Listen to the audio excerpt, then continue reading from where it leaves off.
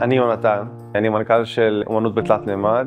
אני מונע מרגש ומאומנות, אני מאוד מאוד אוהב את זה. בכלל באתי מעולם של הנדסת בניין, חליתי במחלת הסרטן לצערי, והייתי צריך להמציא את עצמי מחדש, כי לאתרי בנייה כבר לא יכולתי לחזור. קניתי לי מדפסת תלת מימד הביתה, יצרתי כל מיני מוצרים. יום אחד סבתא שלי נפטרה, החלטתי שאני רוצה למצוא משהו שאני יכול לעשות בעצמי ולהנציח אותה.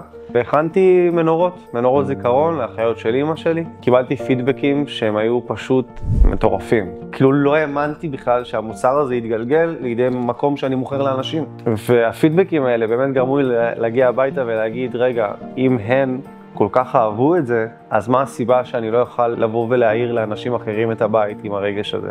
אז בעצם התחלתי, ובהתחלה חילקתי כדי לראות את התגובות של האנשים בכלל. וכל תגובה הייתה יותר מרגשת מהשנייה.